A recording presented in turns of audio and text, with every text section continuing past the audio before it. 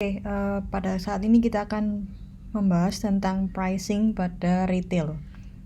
Sebenarnya pricing pada retail ini nggak hanya pada retail skala besar, tapi kalian bisa terapkan pada retail skala kecil. Mungkin kalian mau bikin startup bisa memanfaatkan teori pricing ini. Jadi materinya kita bahas cost, challenge, positioning, strategi, sampai teknik ya. Jadi retail price itu terdiri dari apa aja sih? Apa aja yang membentuk suatu harga yang diluncurkan di pasaran. Jadi pertama cost, jadi biaya yang keluar. Ini kayak di kelas spek kemarin, bill of materialnya, BOM-nya. Terus ini juga kita memperhatikan kompetitor yang ada di market yang sama. Lalu value, apakah kita ini mau dianggap brand untuk kelas mana? Jadi kita ngomongin kelas di sini. Lalu sensitivitas masyarakat terhadap harga, keuntungan, dan juga ada juga beberapa negara yang memberlakukan harga minimum. Gitu ya. Jadi kita lanjut. Jadi kalau kita ngeliat fashion, sebenarnya di fast fashion itu karena life cycle-nya sangat pendek, maka retail price itu sudah harus ditentukan secepat mungkin. Bisa jadi ditentukan sejak perencanaan pakaian gitu ya. Dan tidak ada waktu untuk mengubah-ubah harga lagi setelah produk diluncurkan. Nah, ketika kita membuat prototype, jadi nanti kalau misalnya kalian kelas project gitu kan biasanya itu kita ngomongin prototype.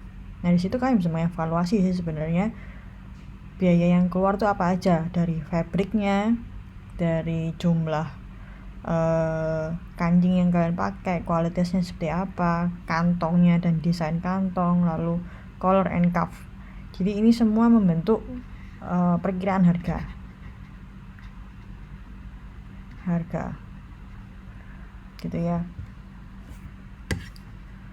Nah, kalau kita ngomongin biaya di fashion, sudah otomatis ini adalah sesuatu yang paten. Jadi more details, more work, and more cost. Sama juga semakin kompleks, semakin lama, semakin banyak biaya. Ada labor di sini. Jangan lupa kalian nanti akan membahas tentang labor gitu ya. Lalu tapi di rumus ketiga, kalau kalian bikin banyak maka biaya akan semakin sedikit. Gitu ya. Jadi kalau kalian beli kain lebih banyak kan diskonnya lebih banyak. Dan cara mengurangi biaya untuk perusahaan-perusahaan besar semacam H&M atau Mango, dia produksi di luar negaranya, negara asal. Kalau Swedia, ini H&M kan dari Swedia, mereka pindah ke Cina.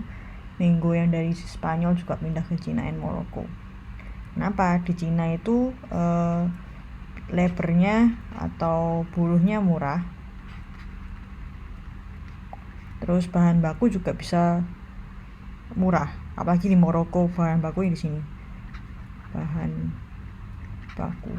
Jadi dekat dengan lokasi bahan baku itu juga menurunkan biaya.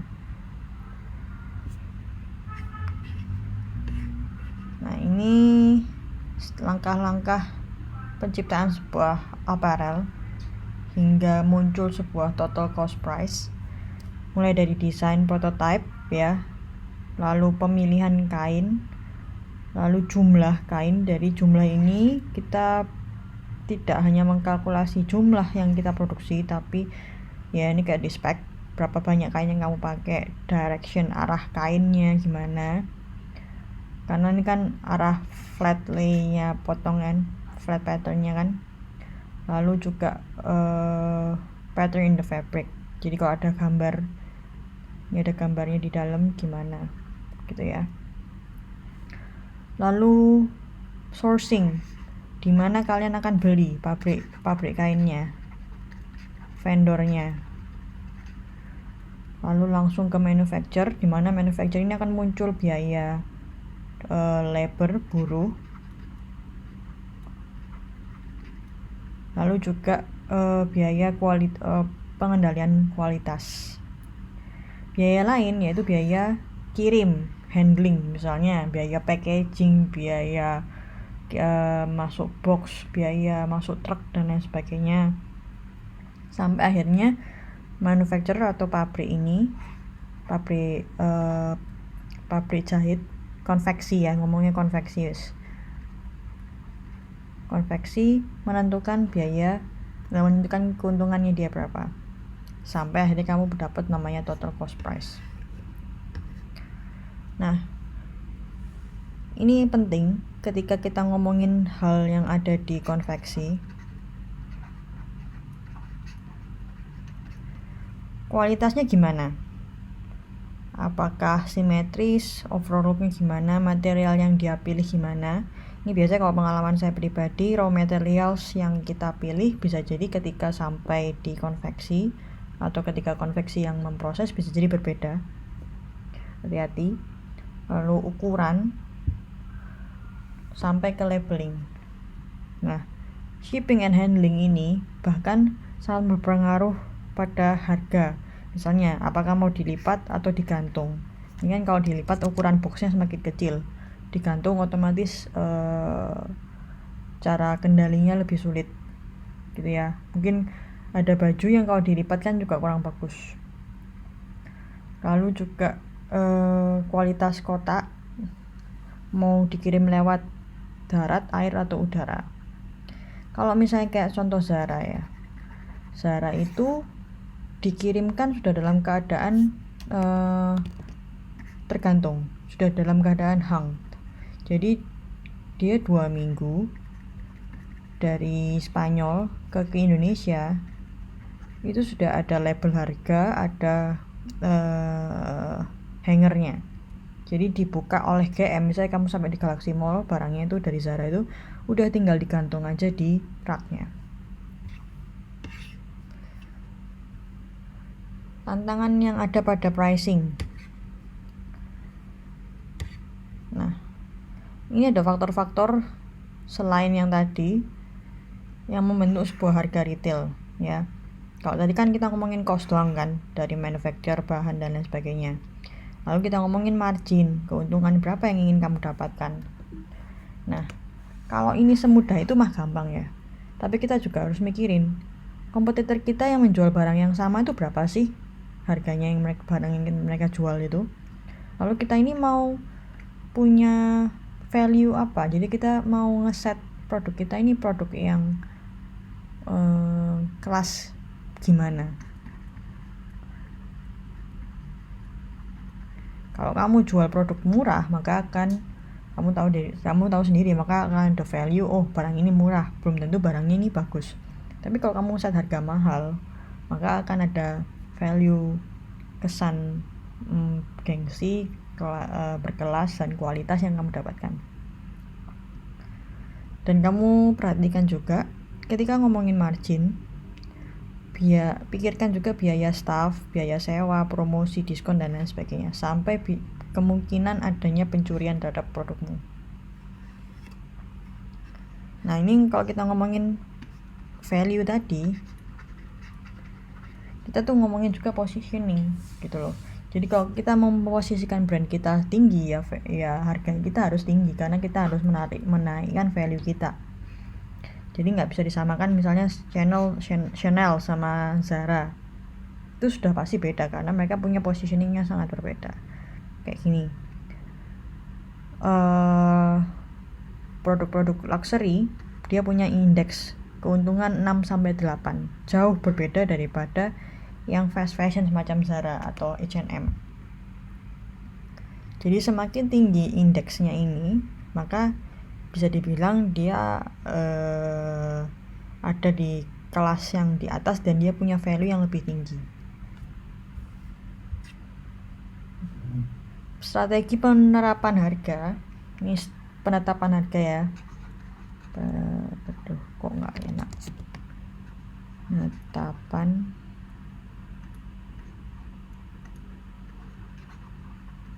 harga.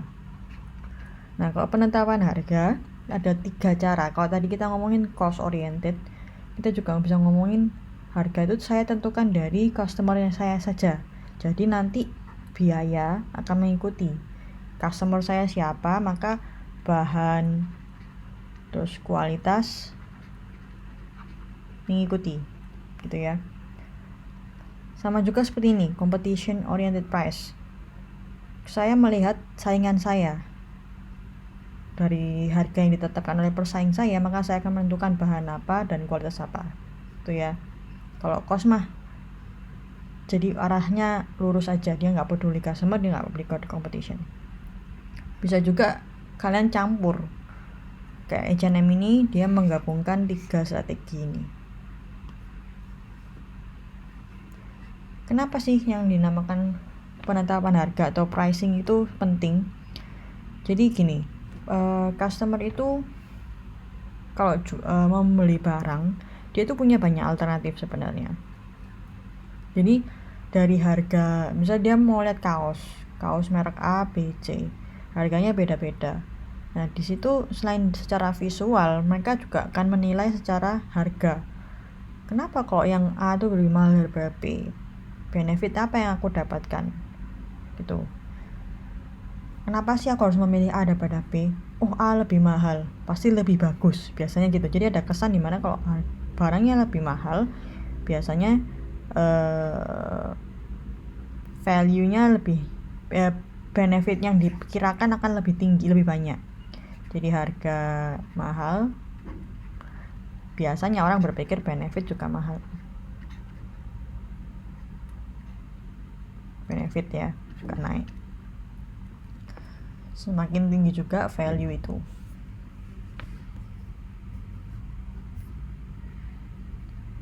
Tapi hati-hati ketika kita main harga, maka semakin kita menaikkan harga, bisa jadi ada terjadi demand atau permintaan yang turun. Jadi nggak semua price yang kamu naikkan akan mendapatkan demand yang tinggi, kecuali kamu price ini kamu naikkan plus adanya value.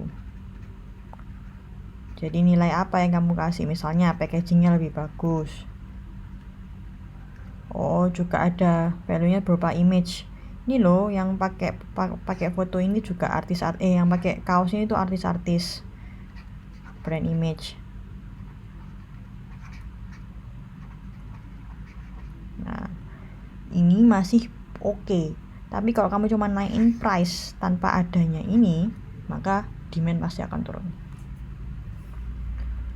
Jadi ini kurang lebih gambaran bagaimana sih customer tuh bisa sensitif terhadap harga. Contoh, ketika harga saya turunkan menjadi 6 dolar ya, yang terjual memang banyak, tapi kita lihat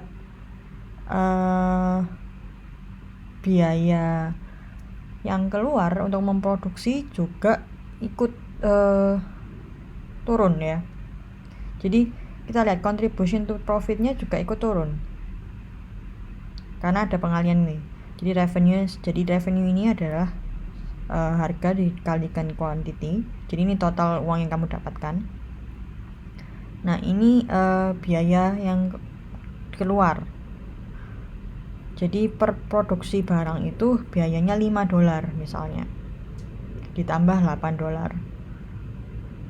Karena keuntungan harganya sedikit, karena revenue-nya sedikit, karena harganya kecil, maka keuntungan marginmu kan sedikit, profitmu hanya segini. Nah ini dinaikkan harganya jadi 6,5 misal. 6,5 kuantitinya berkurang otomatis ya, revenue-nya juga berkurang, tapi keuntungannya bertambah. Lalu coba saya naikkan sampai 8,5. Nah kalau 8,5, maka kuantiti yang saya dapatkan, yang hasil penjualan cuma 2.000, even though revenue saya lumayan lebih banyak. Saya kurangi, misalnya revenue saya kurangi harga produksi, ini kan biaya produksi ya, kali 5, malah saya minus profit saya. Nah berarti bagaimana caranya menentukan harga yang menguntungkan bagi saya? Maka saya akan mencari titik keseimbangan. Harga mana yang saya naikkan tapi saya punya titik keuntungan paling tinggi, gitu ya. Caranya sih bisa di tabel gini satu-satu, atau nanti akan saya kasih rumusnya. Nah, ini demand curve-nya. Harganya semakin rendah, dia demand-nya pasti naik, pasti. Tapi profitnya beda. Harganya rendah belum tentu dia profitnya tinggi, ya. Harga rendah belum tentu profitnya tinggi. Justru di harga yang sesuai dia profitnya paling tinggi. Nah, kalau kita ngitung seberapa elastis sih, seberapa mudah sih harga ini bisa digoyang gitu ya. Seberapa mudah harga ini berubah di benak masyarakat. Nah, ini namanya price elasticity. Rumusnya persentase perubahan dalam jumlah produk yang terjual dibagi jumlah perubahan harga. Jadi misalnya nih, ini contoh soal. Retailer sepatu memberi harga satu buah NMD sebanyak 90, lalu dinaikkan minggu depan jadi 100. Sebelum harga dinaikkan, ya, jadi pas harganya 90, harganya 1.500. Tapi kalau sudah dinaikkan harganya lakunya cuman 1.100. Nah, berapa elastisitas harganya? Gampang, ya. Ini rumusnya, jadi persentase perubahan, ini rumusnya kita jabarkan jadi harga jumlah baru dikurangi jumlah lama dibagi jumlah lama, kan dapat persentasenya ya. Dibagi harga baru kurangi harga lama dibagi harga lama, maka kan kamu dapatkan ini. Nah, ini yang kamu harus ingat, bahwa jika elastisitasnya lebih besar daripada min 1, kalau lebih besar daripada min 1, berarti produknya itu dianggap tidak sensitif terhadap harga. Nah, kalau ini kan berarti lebih kecil daripada minus 1, berarti dia sensitif, ya. Kita lihat jenis-jenis produk yang sensitif terhadap harga. Jadi kayak bensin ini sulit untuk diganti, sulit untuk disubstitusi ya. Jadi mau harganya naik, orang juga tetap beli. Jadi orang tuh nggak sensitif terhadap harganya. Jadi di sini kan berarti insensitif, karena tidak ada pengganti. Lain kalau misalnya produk-produk kecantikan, produk-produk barang mewah, itu biasanya orang-orang sensitif terhadap harga. Kalau naik sedikit udah nggak perlu beli gitu, karena dia menganggap saya nggak perlu barang itu sekarang. Nah, kalau dari elastisitas harga tersebut kita bisa tahu harga mana yang bisa memaksimalkan profit kita. Jadi dari price elasticity tersebut dikali biaya produksi diper price elasticity plus 1. Nah, ini misal contohnya. Jadi biaya produksi NMD tadi itu ternyata 50, ya. Kita maksudkan bagaimana harga jual berapa yang bisa memaksimalkan profit. Tadi angka tersebut dimasukkan dikali 50 diper 2,4 plus 1. Jadi harganya ini. Gampang. Nah, bagaimana dengan markdown atau diskon? Jadi ini kalau terjadi markdown atau diskon, jadi diskon itu istilah retailnya markdown ya. Itu ada dua jenis, dua cara. Bisa dalam jangka waktu, misalnya weekly sell through ini jangka waktu. Misal kalau sudah 8 minggu di toko harganya turun 20. Kalau sudah 12 minggu di toko harganya turun 30. Kalau sudah 16 minggu di toko harganya jadi 50%. Ini terjadi kalau misalnya nitip baju konsinyasi ya, kayak misalnya kalian punya brand tertentu lalu kalian konsinyasi masuk ke department store. Contohnya kalau saya Human ini dimasukkan ke Good Step. Kalau good step itu ada jangka waktu, kalau berapa bulan nggak laku maka di diskon berapa persen, berapa bulan nggak laku di diskon lebih tinggi lagi gitu. Nah, juga bisa dihitung pakai statistika pakai komputer software. Jadi dilihat actual salesnya, lalu dihitung sensitivitas harga sampai keuntungan yang diinginkan. Ini biasanya dimanfaatkan oleh pesawat.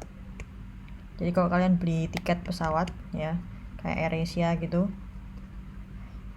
itu pakai ini sales throughout the season, salesnya dia dalam jangka waktu tertentu dikalikan price sensitivities dan profit yang dibutuhkan.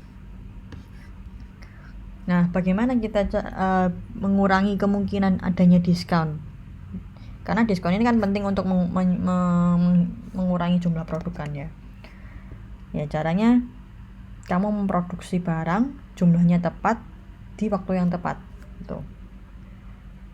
Atau juga bisa menciptakan sebuah momen atau feeling bagaimana produk ini tuh langka. Bisa dibilang kayak produk ini hanya diciptakan ada 100 piece saja, terus atau tidak akan dibuat lagi. Nah, itu maka orang akan merasa produk ini itu punya good value. Jadi tidak ada barang yang tersisa sehingga tidak perlu didiskon. Nah, kalau kemungkinan terburuk ya, unwanted products bisa dijual, bisa taruh di outlet, bisa di auction, di lelang, bisa didonasikan, atau juga terakhir juga bisa ditaruh di season berikutnya. Nah, kalau misalnya produk luxury kayak Louis Vuitton atau Dior atau Chanel itu biasanya dibakar sih. Karena apa? Untuk luxury produk ada kemungkinan dipalsukan. Jadi diambil lalu ditiru, dipalsukan. Jadi mending mereka mengenyahkan produknya. Ini adalah teknik harga untuk pemberian harga untuk meningkatkan sales atau keuntungan. Jadi ini ada beberapa teknik sih yang kamu bisa manfaatkan. Misalnya ada price discrimination. Jadi setiap customer punya harga yang berbeda-beda. Unique price for each customer. Ini bisa lewat lelang. Nah, kalau lelang ini kan pasti harganya tinggi-tinggi. Kalau produk-produk haute couture yang lama-lama itu biasanya harganya nggak turun, naik karena dilelang. Bisa juga second degree of price discrimination dengan cara variable pricing self-selected. Jadi diskon dalam jumlah tertentu. Jadi ada beberapa produk yang didiskon. Jadi misalnya 100 piece ini diskon 50%. Itu bisa. Atau early bird special atau week travel discount. Berikutnya bisa dengan kupon diskon, bundling, terus quantity discount, kamu beli makin banyak semakin murah. Bisa juga pemberian harga berdasarkan market segment. Jadi different group, different prices. Misalnya diskon khusus untuk para senior. Ini kalau misalnya di Disneyland ya. Atau kids menu. Bisa juga harga yang berbeda dari zona lokasi kamu jual. Nah, itu juga bisa. Berikutnya ada juga teknik lain. Ini dalam penetapan harga. Jadi misalnya ini ada leader pricing. Kamu jual, misalnya jual roti sama jual selai. Ya, ini selai. Nah, kamu menurunkan harga selai. Ini kamu turunkan selainya. Tapi kan kalau orang beli selai nggak mungkin nggak beli roti kan. Nah, itu namanya leader pricing. Jadi kamu nurunin harga selai supaya orang mau juga beli roti. Kalau contohnya di fashion mungkin kamu nurunin harga atasan atau nurunin harga outer, sehingga kamu juga menarik pembeli untuk membeli tops misalnya. Bisa juga price lining. Ini jadi memisahkan produk sesuai harganya. Jadi memisahkan berdasarkan kualitas. Ini yang dilakukan oleh Apple, dilakukan oleh Starbucks. Misalnya $60 ini good, 90 better, dan 130 best. Padahal kalau kamu tahu yang Starbucks itu better dan bestnya dia itu sebenarnya nggak ada bedanya. Juga bisa menggunakan odd pricing, menggunakan angka unik yang berakhiran 9, misalnya harganya 199, namanya odd pricing. Nah, itu dulu, silakan dirangkum. Terima kasih.